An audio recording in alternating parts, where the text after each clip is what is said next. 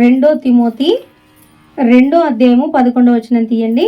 ఈ మాట నమ్మదగినది ఏదనగా మనం ఆయనతో కూడా చనిపోయిన వారమైతే ఆయనతో కూడా బ్రతుకుదుము, సహించిన వారమైతే ఆయనతో కూడా ఏలుదుము. ఆయనను ఎరుగమంటే మనలను ఆయన ఎరుగనన్నును.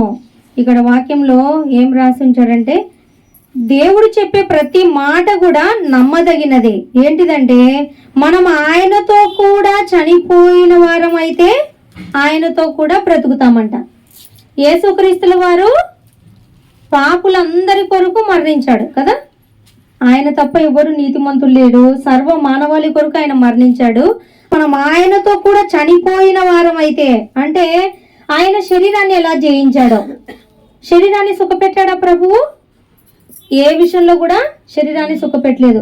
ఆయన ఎలాగైతే శరీరాన్ని జయించాడో ఆత్మను కాపాడుకోవడానికి మనము కూడా ఎలాగుండాలంట? ఆయనతో పాటు చనిపోవాలి. ఏ విషయంలో? పాపం విషయంలో. పాపము చేసే విషయంలో మనం మరణించిన వారంగా ఉండాలి, బ్రతికిన వారంగా ఉండకూడదు. ఎప్పుడైతే దేవునికి ఇష్టం లేని విధంగా జీవిస్తామో అప్పుడు మనము పాపములో జీవించినట్టు.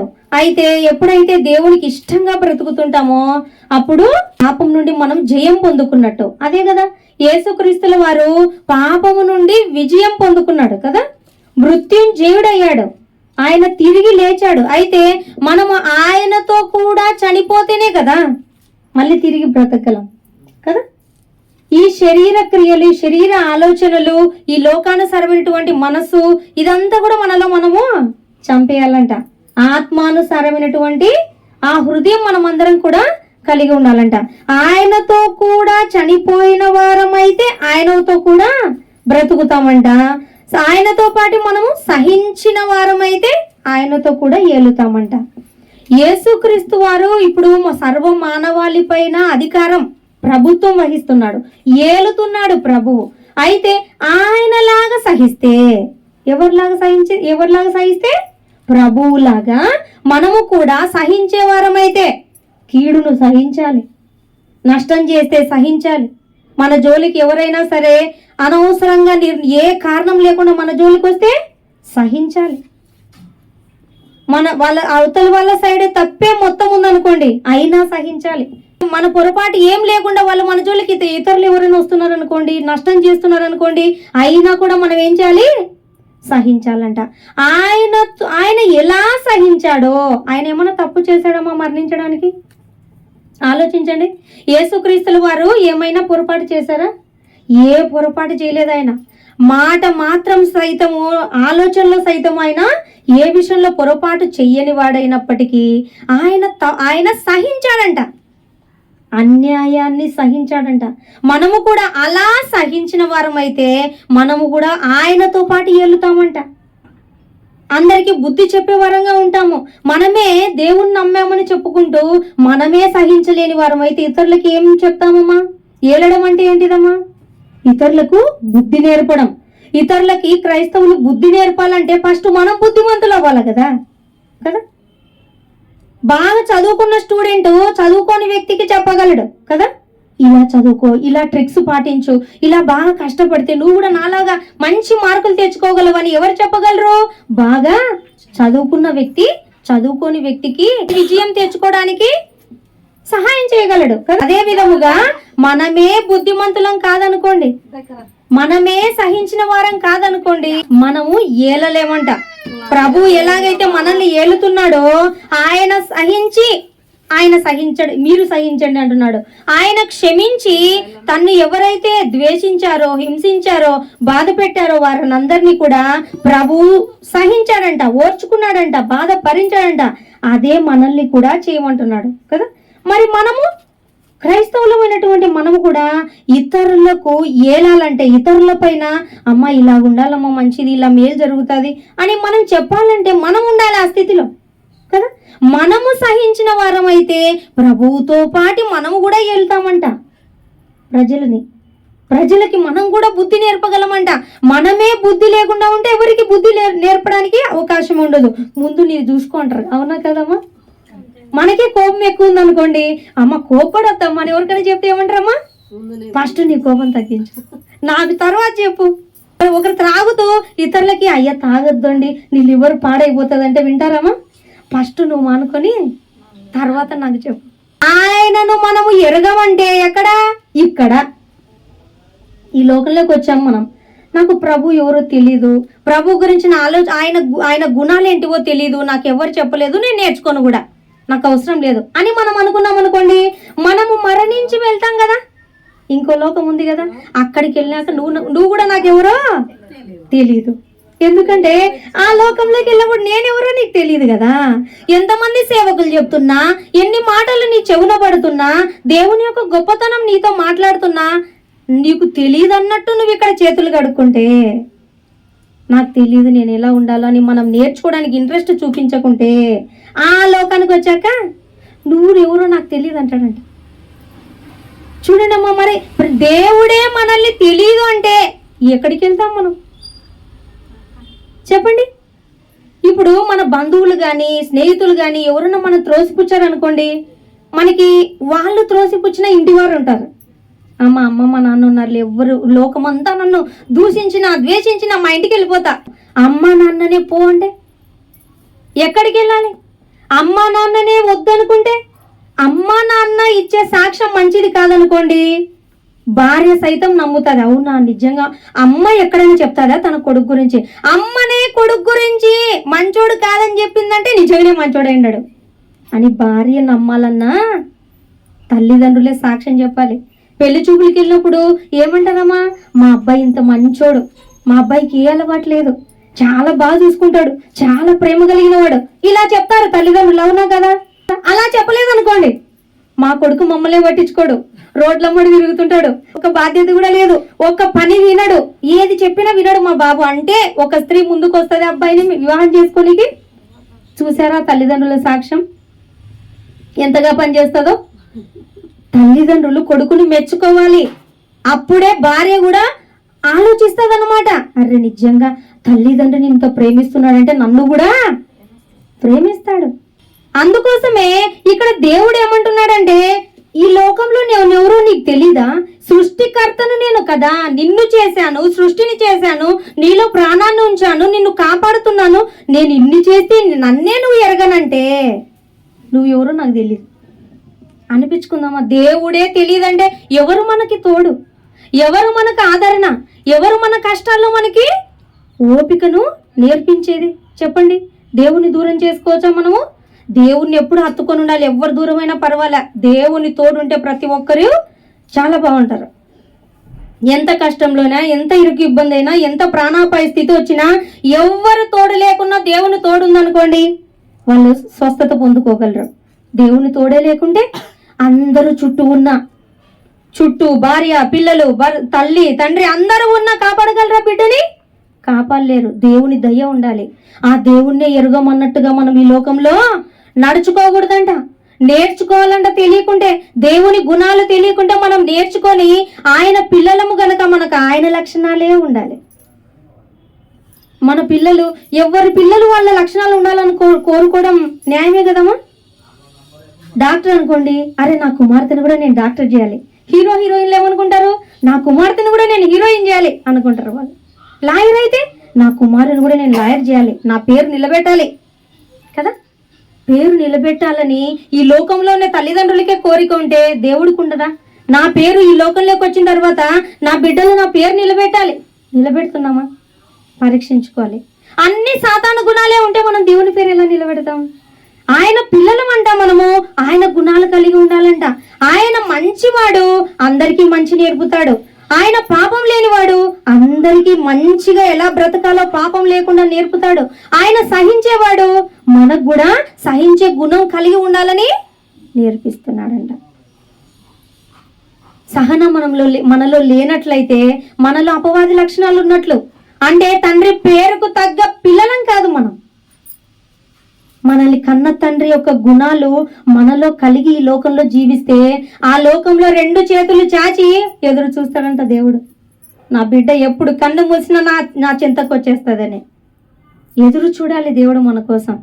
ఎప్పుడు వస్తుందా నా బిడ్డ నా దగ్గరికి అని. ఉన్నామా అలాగా?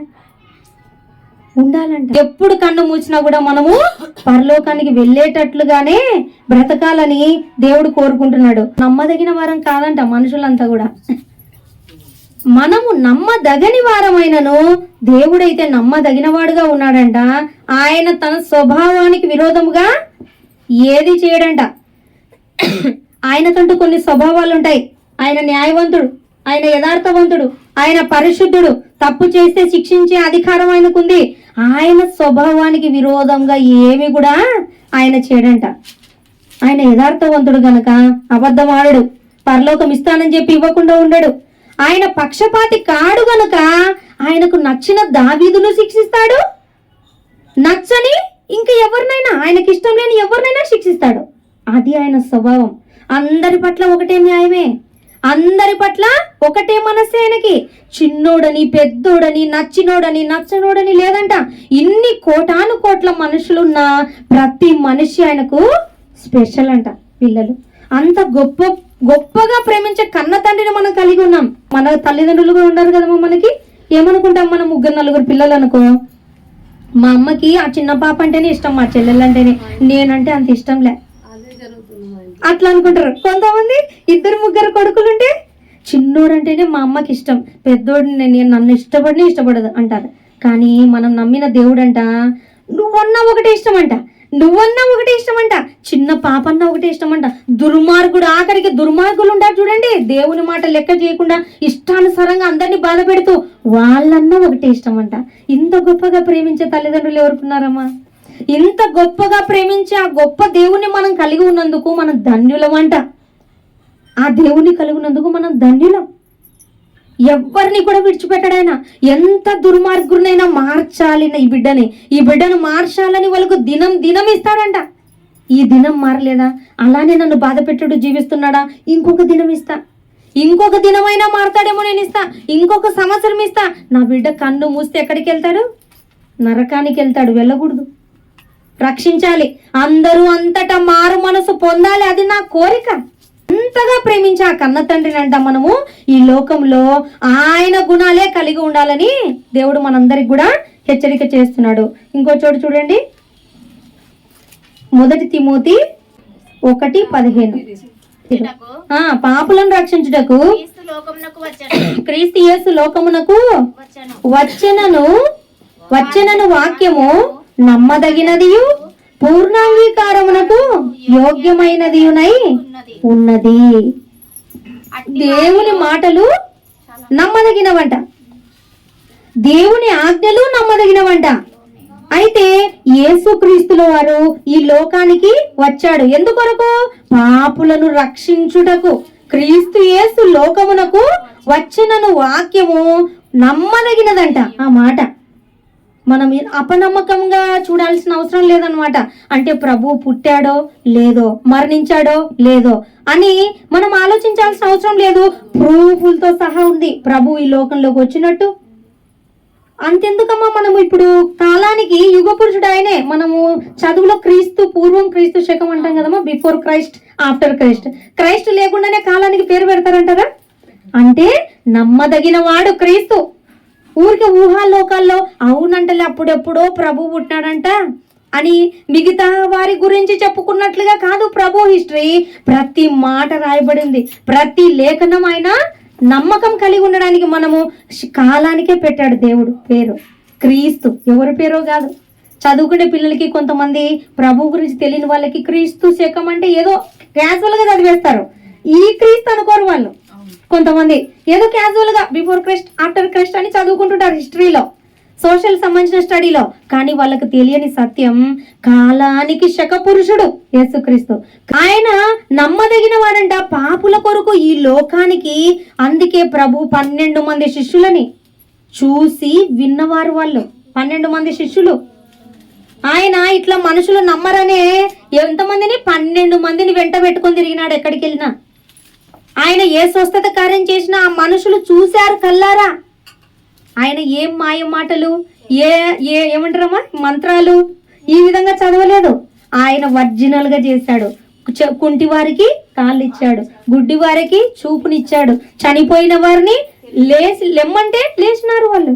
అంటే ఆయన ఏం మాయలు చేయలేదు, నమ్మదగిన విధంగా అందరి కళ్ళు చూస్తుండగా చేశాడు ఆయన.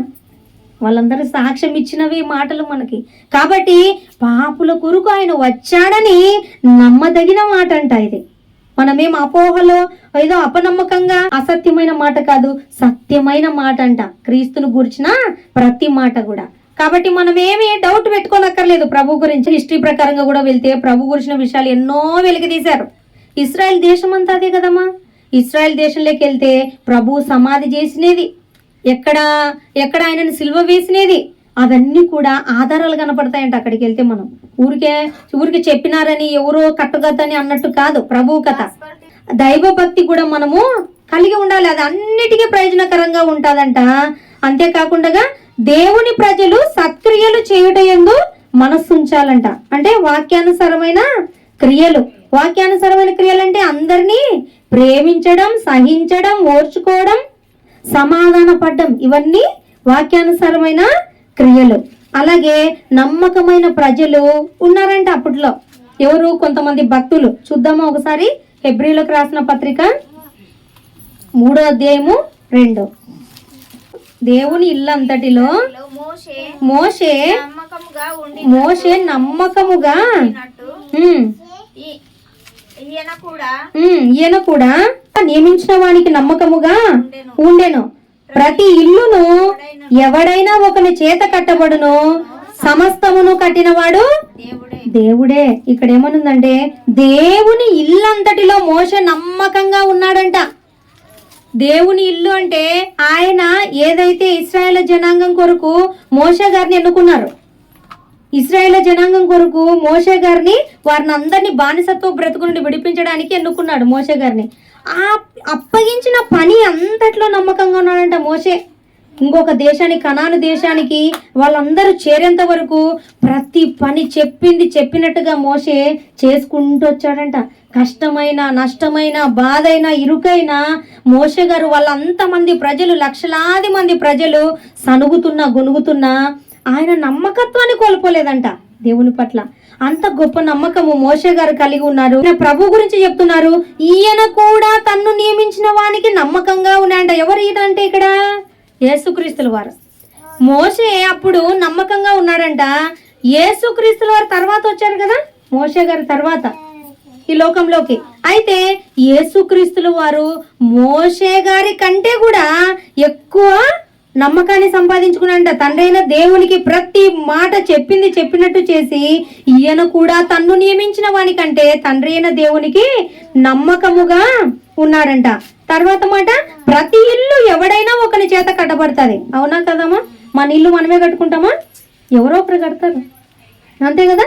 ప్రతి ఇల్లు ఒకరి చేత కట్టబడుతుందంట. సమస్తమును కట్టినవాడు దేవుడే. ఇంటి కంటే దానిని కట్టిన వాడెక్కువ ఘనత పొందినట్టు ఈయన మోషే కంటే ఎక్కువ మహిమకు అర్హుడుగా ఎంచబడెను. ఇక్కడ రాయబడిన మాటలో ఏమనుందంటే, ప్రతి ఇల్లు ఒకరు కడతారంట. అయితే కట్టించుకున్న ఇంటి వాళ్ళు ఉంటారు కదా, ఇంటి వాళ్ళ కంటే ఎవరు ఘనత పొందుకుంటారంట? ఇంటిని కట్టినవారు. ఎవరు కట్టారు? భలే కట్టారే, ఫలాని వాళ్ళు, ఫలాని మేస్త్రి ప్లాన్ వేసి మంచిగా కట్టాడు వాళ్ళని అనుకుంటారు. ఏదైనా సరే చూసినప్పుడు, కట్టినప్పుడు కదా, కట్టిన వారిని. అలాగా ఎలాగైతే ఇల్లు మీదైనప్పటికీ మిమ్మల్ని కనపరచరు. డబ్బులు బాగా ఖర్చు పెట్టి పెద్దగా మంచిగా కట్టుకున్నారంటారు, కానీ కట్టిన వాళ్ళని అబ్బో ఎంత చక్కగా కట్టినారు ఎవరో అంటారు. అలాగా ఇంటిని ఎవరైతే ఖర్చు పెట్టినటువంటి వారికంటే, ఇంటి గల మనుషుల కంటే కట్టిన వారికి ఎలా ఘనత వస్తుందో, మోషే గారి కంటే యేసుక్రీస్తుల వారికి తండ్రి అయిన దేవుని వద్ద అంత అర్హత, అంత గొప్పతనం వచ్చిందంట, అంత ఘనత వచ్చిందంట. ఎందుకంటే మోషే ఏదో చిన్న వాటిల్లోన దేవుని మాటను కొన్నిసార్లు వినలేదేమో, కానీ యేసుక్రీస్తుల వారంట తండ్రి అయిన దేవుని మాట, ప్రతి మాట నెరవేర్చాడంట. కష్టమైన, బాధైన, ఇరుకైన యేసుక్రీస్తుల వారు ప్రతి మాట, తండ్రి మాట విని ఆయన మోషే కంటే ఎక్కువ మహిమకు అర్హుడుగా అయ్యాడంట. ఆ మాటని ఇక్కడ దేవుడు వాక్యం ద్వారా మనతో మాట్లాడుతున్నాడు. ఈ విధంగా ఏ మనిషిని మనము మాదిరిగా పెట్టుకోకూడదు. ఎందుకంటే అత్యధికంగా హైగా ఉన్న వారిని మనము ఎప్పుడైనా మాదిరికరంగా ఉంచుకోవాలి.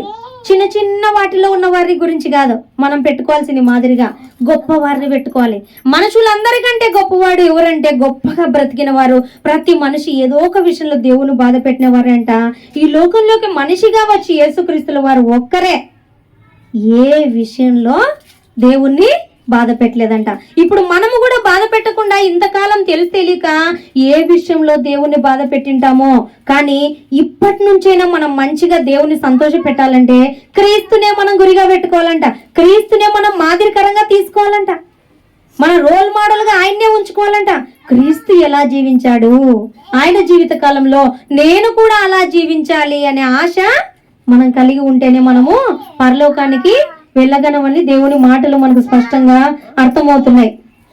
అలాగే మోషే గారి తర్వాత ఇంకొకరిని చూడండి, నెహెమ్యా తీయండి, 9వ అధ్యాయము 7వ వచనం. దేవా యెహోవా అబ్రాహాము ఏర్పరచుకొని కల్దీయుల ఊరు అను స్థలము నుండి యువతలకు అతని రప్పించి అతనికి అబ్రహాము అని పేరు పెట్టిన వాడవు నీవే. అతడు నమ్మకమైన మనస్సు గలవాడని ఎరిగి కనానీయులు, హిత్తీయులు, అమోరీయులు, పెరిజ్జీయులు, యోబుసీయులు, గిల్గాషీయులు అనువారి దేశమును అతని సంతతి వారికి ఇచ్చినట్లు అతనితో నిబంధన చేసిన వాడవు నీవే. ఇక్కడ నెహెమ్యా గారు రాస్తున్నారు తన బుక్ లో ఏమని, అబ్రహాము దేవుని దగ్గర నమ్మకం సంపాదించుకున్నారంట. ఎలాగూ వాళ్ళు అన్యులు కదా, విగ్రహారాధికులు. ఎవరు? అబ్రహాము ఒక కుటుంబము. అయితే అబ్రహాము కుటుంబం నుంచి దేవుడు అబ్రాహాముని ఎన్నుకున్నాడంట. అప్పుడు అబ్రాహాము ఆయనను పిలవక ముందు అబ్రాహాము ఆయనని ఎన్నుకొని ఫలాని దేశానికి రండి అని పిలిస్తే బయటకు వచ్చేసాడు. కుటుంబాన్ని వదిలి, తన బంధువులను వదిలి, అందరినీ వదిలిపెట్టి దేవుడు చెప్పిన మాట ప్రకారముగా ఆయన బయటకు వచ్చేసాడు. ఆయన ఎక్కడైతే చూపిస్తున్నాడో ఆ మార్గంలో వెళ్తున్నాడు. ఎంత నమ్మకం ఉండాలమ్మా. అప్పటికి దేవుడు అంటే మనకి ఇప్పటికంటే తెలిసింది ఎంతో మంది భక్తుల ద్వారా. అబ్రాహాముకు తెలియదు కదా, అప్పుడే తెలియడం దేవుని గురించినటువంటి విషయాలు ఆయన అవగాహనలో. ఆయనకి విగ్రహారాధన నచ్చలేదన్నమాట. మనము ఆరాధిస్తే ఏం మాట్లాడుతున్నాయి, ఇవి వింటాయా, మనం చెప్పే బాధను చూస్తాయా? దేవుడు అనేవాడు వినాలి మన మాట, చూడాలి మనల్ని, మనతో మాట్లాడినటువంటి ఆ గుణం కలిగినటువంటి అబ్రాహాము గారికి దేవుడు మనసులో ఆయన యొక్క ప్రేమ ఏంటిదో చూపించాడు. నమ్మాడు. అబ్రాహాము గారిలో నమ్మకం చూశాడంట. దేవుడు ఎన్నుకున్నాడు అబ్రాహాము గారిని. ఇక్కడ అదే అంటున్నారు నెహెమ్యా గారు, అన్యుల నుంచి ఆయనని వేరుపరిచి ఆ స్థలం నుండి బయటికి రప్పించి, ఇంతమంది ఉన్నారు కదా, పెరిజ్జీయులు, హిత్తీయులు, ఈ యొక్క వీళ్ళందరినీ, అమోరీయులు అంటే వాళ్ళుండే ఊరు, పెరిజ్జీయులు అంటే వాళ్ళుండే ఊరు, అన్ని ఊర్లు దాటుకుంటూ అందరిని ఓడించుకుంటూ ఆ ఏ దేశాన్ని అయితే కనాను దేశాన్ని ఇస్తానన్నాడు ఆ దేశాన్ని అబ్రాహాము గారికి ఇచ్చాడంట. అబ్రహాము అని పేరు పెట్టాడంట. ఆయన నమ్మకం, ఆయన హృదయంలో ఉండేటువంటి నమ్మకం అంట దేవునికి చాలా నచ్చిందంట. పిలిచిన వెంటనే అబ్రహాము దేవుని నమ్మడం చాలా నచ్చింది ఆయనకి. ఎవ్వరూ ఆదర్శంగా లేరు ఆయనకి, అయినా నమ్మాడు దేవుణ్ణి. తండ్రి అయిన దేవుని పిలుపునందుకుని ఆయన బయటకు వచ్చినందుకు ఆయనకు పిల్లలు లేరు. అప్పటికి పిలిచేటప్పటికి పిల్లలు లేకపోతే ఆ దేవుడి చేసిన వాగ్దానం మరిచాడు ఆయన జీవితంలో? మరువలేదు. గొప్పవారు రాజులు వచ్చారు ఆయన యొక్క వంశావళి నుంచి. అబ్రహాము సంతతి వారే గొప్ప గొప్ప జ్ఞానులు. చెప్తుంటాను కదా నేను ఎప్పుడు, ఇశ్రాయేలులే చాలా జ్ఞానవంతులని. మరి ఆ సంతానం అంత ఎవరు? అబ్రాహాం సంతానమే. దేవుడికి అబ్రాహాములో ఉన్న నమ్మకం నచ్చిందంట. మోషేలో నమ్మకాన్ని గుర్తించి మోషేని ఎన్నుకున్నాడంట. అబ్రహాములో నమ్మకం కనపడింది, అబ్రహాముని ఎన్నుకున్నాడంట. అంటే దేవుడికి నమ్మకస్తులు అంటే ఎంత ఇష్టమో ఆలోచిస్తున్నారా? ఇలా నమ్మకమైన వారిని ఇంకా చూడండి, దానియేలు గారిని చూడండి ఒకసారి. దానియేలు గ్రంథము 6వ అధ్యాయము 4వ వచనం. అందుకు ఆ ప్రధానులను, అధిపతులను రాజ్యపాలన విషయంలో దానియేలు మీద ఏదైనా ఒక నింద మోపవలనని ఉండి తగిన హేతువు కనిపెట్టుచుండివి. కానీ దానియేలు నమ్మకస్తుడై ఏ నేరమైనను ఏ తప్పైనను చేయువాడు కాడు గనుక దానియేలులో తప్పైనను లోపమైనను కనుగొనలేకపోయినారంట. చూడండమ్మా, ఒక మనిషిలో తప్పులు వెతకలేమా మనము? ఒక మనిషిని పరీక్షిస్తే ఏదో ఒక తప్పు కనపడదా? ఆమె కోపం ఉంది, లేదంటే ఈమె సహించలేదు, ఓర్చుకోలేదు, ఏదో ఒకటన్నా కనపడదా? కానీ దానియేల్లో అంట దేవుడే సాక్ష్యం ఇస్తున్నాడు, ఏ తప్పు, ఏ లోపము, ఏ పొరపాటు కూడా అక్కడ ఉన్నటువంటి వారు అధికారులు చూడలేకపోతున్నారంట. ఒక్కటైనా వెతుకుదాం ఇంట్లో అనుకుంటున్నారంట. ఎన్ని ఆశలు చూపించినా లొంగట్లేదంట. దేవునికి తప్ప దేనికి అయినా లొంగట్లేదంట. చూసారా, దానియేలు గారిలో నమ్మకం దేవునికి నచ్చింది. నిన్ను సింహాల బోనులో వేస్తా దేవునికి ప్రార్థన చేసావంటే అని బెదిరించారు ఆయన్ని. అవునా, సింహాల బోన వేసుకోండి, నా ప్రార్థన నేను మానను, నా దేవుణ్ణి నేను విడువను, ఏం చేసుకుంటారో చేసుకోండి. ఆకలి అవుతున్నాడు, ఆకలితో అలమటించే సింహాల బోన్లో వేశారంట. కావాలని వాటికి సింహాల బోన్లో ఏం చేస్తారంటే అందులో ఎవరైనా శిక్షించాలనుకోండి, వాటికి కొన్ని రోజుల నుంచి ఫుడ్ వేయరు, మామూలుగా అయితే వేస్తుంటారు. ఎప్పుడైతే ఒక మనిషిని అందులోకి వెయ్యాలి శిక్షించడానికి అనుకున్నప్పుడు వాటిని పస్తు ఉంచుతారు. ఎందుకని? వేసిన వెంటనే తినేయాలని ఆ మనిషిని. అట్లాంటి ఆకలితో అలమటిస్తున్న సింహాల బోనులో దానియేలుని వేసినారంట. ప్రార్థన చేయొద్దంటే చేస్తావా? సింహాల బోనులో వేశారంట. వేస్తే ఏంటిదమ్మా, ఎంత ఆశ్చర్యమమ్మా! ఆకలితో ఉన్న సింహాలంట మన ఇంట్లో పిల్లులు కుక్కలు పెంచుకుంటే ఎలా మన పక్కలోకి వచ్చి కూర్చుంటాయో, దానియేలు గారి పక్కలో అలా కూర్చున్నాయంట. ఆయన దగ్గర పక్కలో కూర్చొని కుక్క పిల్లలు కూర్చున్నట్టు కూర్చున్నాయంట ఆకలి అవుతున్న సింహాలు. ఎంత గొప్ప కార్యమమ్మా, ఎంత గొప్ప దేవుడు, ఎంత నమ్మకమైన దేవుడు. ఎవరి ఆధీనంలో ఉన్నాయమ్మా? ఎంత ఆకలి అవుతున్న సింహాలైనా అవన్నీ దేవుని ఆధీనంలో ఉన్నాయి. చిట్టికి వేస్తేనే అవి తింటాయి అంతే. అంటే ఈ మాటను బట్టి కూడా మీకు ఏమర్థం అవ్వచ్చు? దేవుడు ఆజ్ఞయకుండా చీమ కూడా పుట్టదంట. అట్లాంటిది సింహాలు ఏం చేస్తాయేమో? చీమనే అంత చిన్న బుర్ర ఉన్నటువంటి చిన్న బుర్ర అంటదా దానికి? ఏం పెద్ద ఉంటదమ్మా చీమ? చీమనే ఆజ్ఞను అతిక్రమించదంట దేవుని మాట. అట్లాంటిది సింహాలు ఆకలి అవుతున్నా తట్టుకున్నాయంట. అవి కళ్ళెదుట బిర్యానీ ఉండి మనకు ఆకలి అయితే ఏం చేస్తామమ్మా? మనము ఎవరు చెప్పినా ఆగదు, ఎవరు చెప్పినా ఆగేదేలే కదా. అది మళ్ళా చూసుకుందాం, తర్వాత ఆజ్ఞలన్నీ మళ్ళా చూసుకుందాం. కానీ సింహాలు చూసారా, నోరు లేని జీవులు కదమ్మా, ఎంత ఆకలి అవుతుంటే. అందుకేనంట సృష్టి దేవుని మాటను అతిక్రమించదంట. ఇంత జ్ఞానం ఇచ్చినా ఇంతగా చూసుకుంటున్నా మనిషేనంట దేవుని మాట వినకుండగా, లెక్క చేయకుండగా ఇష్టానుసారంగా ఉండేది మనిషేనంట. అర్థం కాదమ్మా, వాటి బాధ ఆకలి ఉన్నా తట్టుకుంటాయి అవి. ఏలియా కాలంలో కూడా ఏలియాకి ఏమిమ్మన్నారమ్మా దేవుడు? రొట్టె, మాంసం. మాంసం ఎంత ఇష్టం కాకులకి. ఏలియాకి అప్పుడు మనుషులకే ఆహారం లేదప్పుడు కాకులకు ఉందంటారా? తినేయచ్చు కదా మధ్యలో. దేవుడు ఇచ్చి పంపించినంత మాత్రాన ఏలియాకి ఇమ్మని తినేయచ్చు కదా? తినవు. దేవుడు చెప్పినట్టు వింటున్నాయంట ఈ సృష్టిలో ప్రతిదీ. ఒక్క మనిషి విననందుకే దేవుడు బాధపడుతున్నాడు. అరే మీరు నా పోలికరా, మీరు నా పోలిక. జంతువులన్నీ సాధారణంగా చేసినటువంటివి, కానీ మీరు నాలోని సొత్తు, మీరు నాలోని భాగం. మీరు అమ్మ పక్కింటి పిల్లలు లేదా ఎవరైనా తెలిసిన పిల్లల కంటే మన కడుపులో పుట్టిన బిడ్డలకి ఎక్కువ విలువిస్తాం కదా. అలా కడుపు ద్వారా ఆయనలో నుండి వచ్చిన వాళ్ళం మనం. జంతువులు అలా కాదు, కలుగును గాకంటే కలిగినాయి అవి అంతే. అవి దేవునిలోని పార్ట్స్ కాదవి.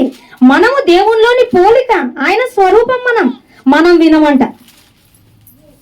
ఎప్పుడైతే దేవుని మాటను మనిషి అతిక్రమిస్తున్నాడో మనుషులకు కూడా తెలియాలని తమ బిడ్డలే తమ మాట వినడం లేదు. తెలియద్దు బాధ. అరే నేను కూడా నా పైన వానికి నేను మాట వినడం లేదు, అందుకే నా పిల్లలు నా మాట వినడం లేదని తెలియద్దు. అందుకోసమే నేటి కాలంలో చాలా మందిని చూస్తే బిడ్డలు తల్లిదండ్రుల మాట వింటున్నారా? వినరు. నువ్వు వినట్లేదు కదా నీ తండ్రి మాట, నీ బిడ్డలు ఎందుకు వినాలి నీ మాట? ఆ బాధ ఏదో నీకు తెలిస్తేనే కదా, బాధ తెలిస్తేనే కదా నువ్వు దేవుని దగ్గరికి రాగలవు. అందుకు అంతే తప్ప దేవుడు ఎవరిని కూడా బాధ పెట్టాలని కాదు. మనకు బాధ తెలిస్తే నిజంగా పిల్లల్ని సరైన విధానంలో పెంచితే ఖచ్చితంగా వింటారమ్మా పిల్లలు. సరైన విధానంలో పెంచకుండా ఇష్టానుసారంగా పెంచితేనే అటువంటి పిల్లలు మాత్రమే వినరు తల్లిదండ్రుల మాట. అందుకే దేవుడు ఈ సమయం ముందు మనతో మాట్లాడుతున్న మాట ఏమిటంటే, ఆయనకు నమ్మకమైన వారు కావాలంట. నీ ప్రాణము జోలికే వచ్చినా కూడా నమ్మకాన్ని వదలొద్దు. అలా దానియేలు గారు ఉన్నారంట. పౌలు కూడా అంతే. సముద్రములో ఓడ పగిలిందంట, ఆయనను కొరడాలతో కొట్టారంట, ఆయనను రాళ్లతో కొట్టారంట. నువ్వు ప్రభువు గురించి చెప్పినావా అయిపోయి నీ ప్రాణం తీసేస్తాం. కానీ ఎన్నో చోట్ల ఆయన ప్రాణము పొయ్యేంతగా కొట్టినా కూడా మళ్ళీ ఆ గాయాలతో లేస్తాడంట, ఇంకొక ఊరికి పోతాడంట సువార్త చేయనీకి, దేవుని మాటలు చెప్పనీకి. అంటే నేను ప్రాణాన్ని, ఈ శరీరాన్ని లక్ష్య పెట్టను. నా ప్రభు ప్రేమ అంత గొప్పది. నా ప్రభు నన్ను రక్షించినాడు, నేను అనేక మందిని రక్షించాలి. నా ప్రాణం పోయినా పర్లేదు. ఆ నమ్మకం చూశాడు. పౌలు గారిలో ఉన్న ఆ నమ్మకాన్ని చూసిన దేవుడు పౌలుని ఎన్నుకున్నాడంట ఆయన పని కొరకు. అలాగే తిమోతి కూడా ఎంతో నమ్మకమైన వాడు. పౌలుతో పాటు పని చేస్తూ ఆయనకి కుమారుడు అని పేరుంది. తిమోతి గారు పౌలు గారికి, పౌలు గారు వివాహం చేసుకోలేదు, ఆయన దేవుని సేవలోనే ఉండిపోయాడు. వివాహం అనేది కొద్దిగా ఇంకా అడ్డు వస్తుంది కదమ్మా, ఆయన చేసే పనులు ఎక్కడెక్కడికో వెళ్ళిపోవాలి కదా. వివాహాన్ని కూడా లక్ష్య పెట్టకుండా ఆయన దేవుని సేవలో వెళ్తున్న సందర్భంలో తిమోతి ఆత్మీయ కుమారుడు. బైబిల్లో కనబడుతుంటది, నా కుమారుడా అని పౌలు గారు తిమోతి గారిని మాట్లాడుతుంటారు. తిమోతిలో కూడా నమ్మకం ఉందంట, పరిచర్యకి ఎన్నుకున్నాడు పౌలుతో పాటి.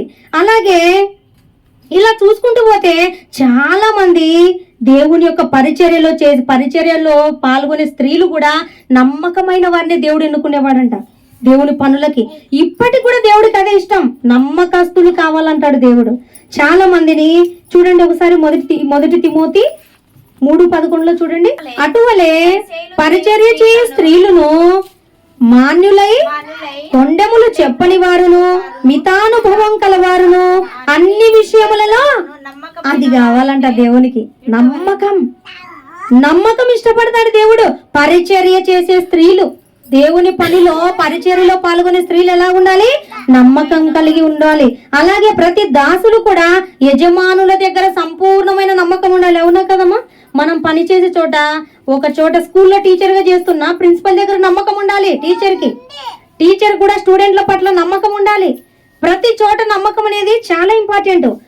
ఈ నమ్మకం లేకుండా ఏమీ ముందు కొనసాగదమ్మా. ఎవరిని నమ్మలేదనుకోండి, ఇంట్లో కూడా మనకు నమ్మకం లేదనుకోండి, ముందు కొనసాగించలేం. కుటుంబాన్ని కూడా, భార్యను భర్త నమ్మాలి, భర్త భార్యను నమ్మాలి, పిల్లల్ని తల్లిదండ్రులు నమ్మాలి. నమ్మకానికి చోటు లేకుండా అయిపోయింది నేటి కాలంలో. నమ్మడానికి వీళ్ళని నమ్మొచ్చా నమ్మకూడదా? అయినోళ్ళే, ఇంటోళ్ళే, బంధువులే, నమ్మకానికి చోటు లేదు ఇప్పుడు. అప్పుడున్న కాలంలో ఉన్నటువంటి భక్తులు నమ్మకములో ఎంతగా ఉండేవారంటే, నా ప్రాణమే పోయినా నేను నమ్మకాన్ని వదలను. నమ్మకమైన హృదయం మనకుందా? అదే ఈ సమయం ముందు మనల్ని మనం పరీక్షించుకోవాలి. అబ్రహాముకున్న నమ్మకం దేవుని పట్ల మనకుందా? దానియేలుకున్న నమ్మకం మనకుందా? మోషేకున్న నమ్మకం మనకుందా?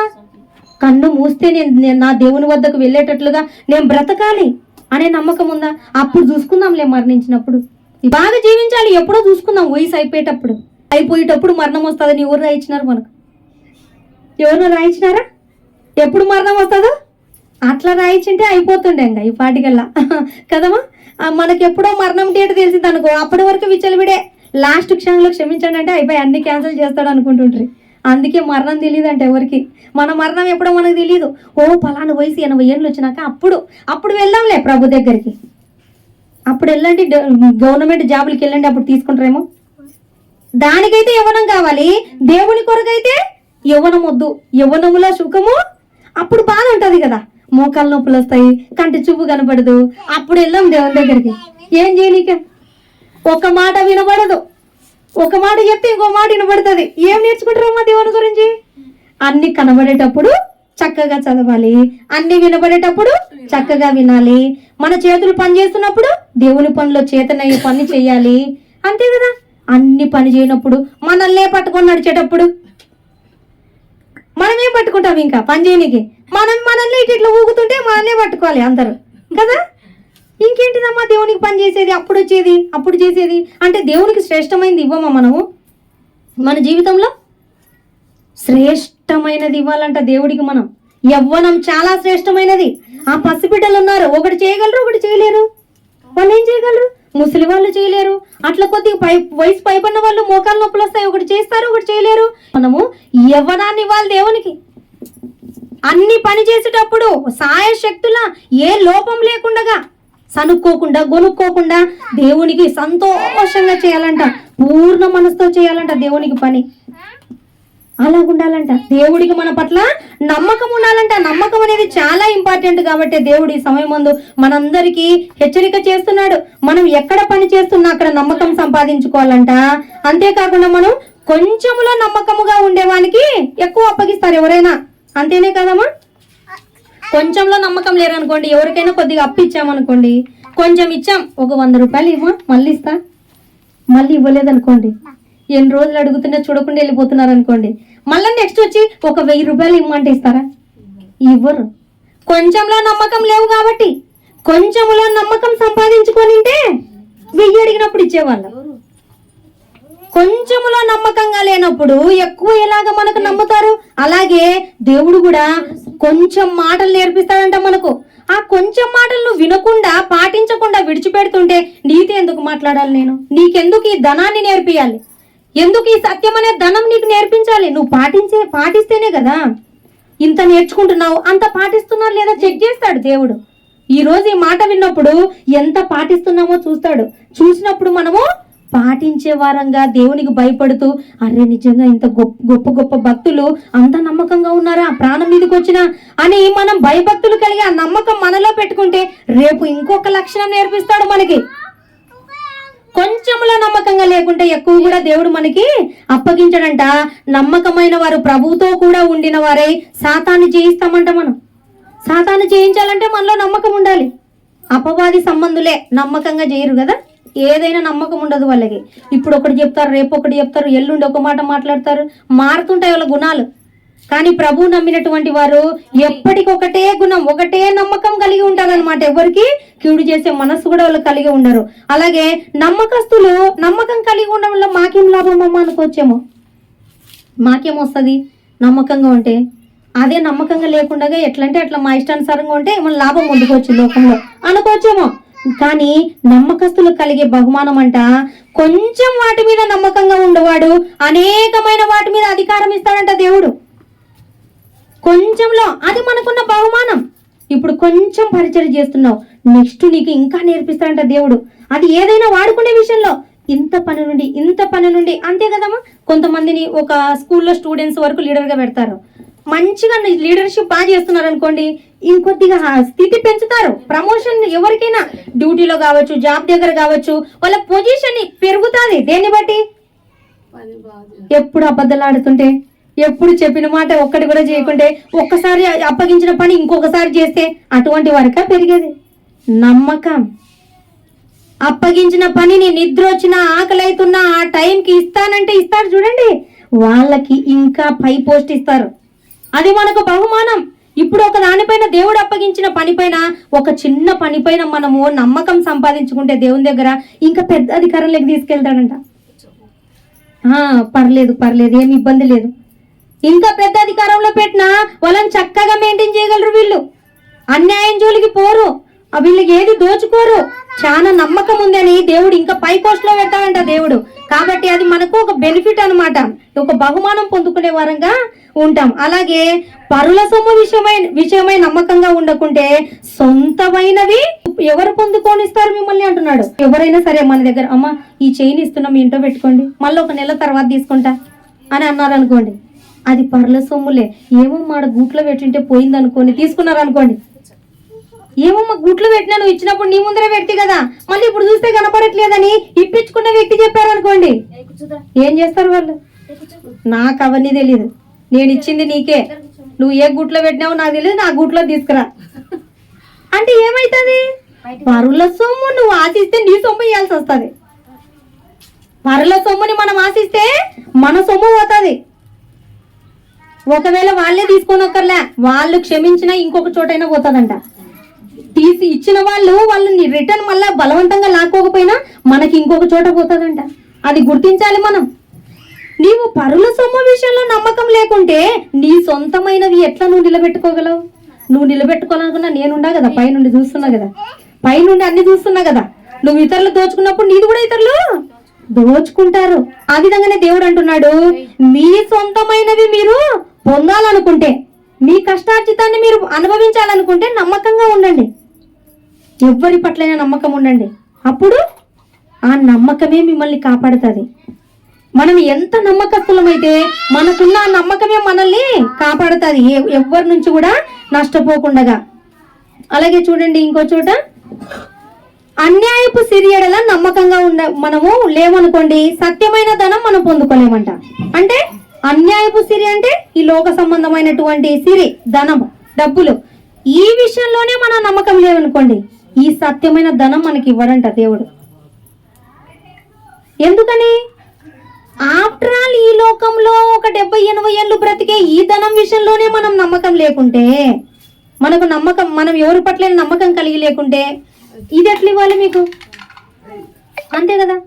ఎవరైనా మనకి కొంత సొమ్మును ఇచ్చినప్పుడు మనకు వాళ్ళకి మోసం చేస్తున్నాం అనుకోండి ఈ ఇచ్చే విషయంలో, ఈ అన్యాయపు కొద్ది డబ్బులు, ఈ కొద్ది కాలంలో జీవించే ఈ డబ్బు విషయంలోనే మీరు అన్యాయస్తులైతే ఆ సత్యమైన ధనం మీకు ఎట్లా అప్పగించాలి నేను? సత్యమైన ధనం ఈ మాటలు మీ హృదయంలో ఉంచాలంటే మీరు ఈ యొక్క సిరి విషయంలో అన్యాయస్తులుగా ఉండొద్దండి. న్యాయంగా ఉండండి, నమ్మకంగా ఉండండి. ఎవరి దగ్గరనైనా నమ్మకము సంపాదించుకోవాలని దేవుడు కోరుకుంటున్నారు. ఒకసారి చూడండి లూకా 16:11లో, సత్యమైన ధనమును ఎవరు మీ వశం చేయును అంటే, మీరు అన్యాయపు సిరి విషయంలో మీరు నమ్మకం కలిగి ఉండండి. అప్పుడు మీకు ఈ సత్యమైన ధనం, వాక్యం అనే ధనం మీకు అప్పగించబడుతుంది అంటున్నాడు దేవుడు. పరుల సొమ్ము విషయంలో నమ్మకముగా ఉండని ఎడల మీ సొంతమైనది మీకెవడిచ్చును? ఎవడిచ్చును మీకు మీ సొంతమైంది? పరుల సొమ్ము విషయంలో నమ్మకంగా ఉండండి, వాళ్ళని ఆశించకుండా. మీరు కూడా ఎక్కడికి పోకుండా నేను కాపాడతా అంటాడు దేవుడు. మీరు ఇతరులదంతా దోచుకుంటున్నారనుకో, పైనుండి నేను చూస్తున్నా. కాబట్టి మీ వశం ఎవరు మీది మీకు చేయలేరు. నేను అడ్డుపడతానని దేవుడు అడ్డుపడతాడు. పర్లదంతా నువ్వు దోచుకుంటున్నప్పుడు నీ సొమ్ము నీకు లేకుండా చేస్తాడనమాట. అట్లా అన్యాయపు సిరి విషయంలో మనం నమ్మకాన్ని సంపాదించుకునే వారంగా ఉండాలంట. జీవ కిరీటం కూడా పొందుకుంటామంట ఈ నమ్మకం మనలో ఉంటే. అంతేకాకుండా మనము ప్రభువు యొక్క సంతోషంలో కూడా పాల్గొంటామంట. మత్తయి 25:21, అతని యజమానుడు బల నమ్మకమైన మంచి దాసుడా, నీవు ఈ కొంచెములో నమ్మకంగా ఉంటివి, నిన్ను అనేకమైన వాటి మీద నియమించదను, నీ యజమానుని సంతోషంలో పాలు పొందుమని అతనితో చెప్పాను. ఇక్కడ పరలోకం గురించిన విషయం అన్నమాట. మన తండ్రి అయిన దేవుడంట మనం మరణించిన తర్వాత బలా నమ్మకమైన మంచి దాసుడా, నీవు కొంచెంలో నమ్మకంగా ఉన్నావు, నీకు ఈ లోకంలో కొంచెమే అధికారం ఇచ్చిన ఆ అధికారంలో నీవు నమ్మకంగా ఉన్నావు గనక ఏమంటాడంట, అనేకమైన వాటి మీద నిన్ను నియమిస్తాను, నీ యజమానుని సంతోషంలో పాలు పొందుకో అంటాడంట. అంటే దేవునితో పాటు ప్రభువుతో పాటు మనం సంతోషం పొందుకుంటామంట నమ్మకం ఉంటే. ప్రభు ఎలాగైతే ఇప్పుడు అన్నిటిపైన యజమానుడుగా ఉన్నాడో అటువంటి అధికారము, అటువంటి సంతోషము, ప్రభు కలిగి ఉన్న సంతోషము, ఎప్పుడు మరణమే లేనటువంటి మహిమ గల శరీరం ఉంటుందంట. ఆకలి దప్పిక లేనటువంటి శరీరం మనం కలిగి ఉంటాం. ఈ దేహంలో అన్ని బాధలు ఉన్నాయి ఈ దేహానికి. ఈ దేహంలో మనము నమ్మకాన్ని దేవుని దగ్గర సంపాదించుకోకుంటే పరలోకానికి వెళ్ళలేము, దేవుని యొక్క ఆశీర్వాదాలకు దూరం అవుతాం. ఇన్ని నష్టాలు అవసరమా మనకి? నమ్మకంగా ఉంటే అన్ని మేలులు ఉంటాయి, దేవుని దయ ఉంటుంది. ఇవన్నీ కూడా మనము పొందుకోగలం. ఇవన్నీ బహుమానాలు, దేవుడిచ్చే బహుమానాలు. కొంచెం వాటిలో మనం నమ్మకంగా ఉంటే అనేకమైన వాటిపైన మనల్ని హెచ్చైన స్థితిలో ఉంచుతాడంట. ఆయన అనేకమైన వాటిపైన నియమిస్తాడంట మనల్ని అధికారిగా.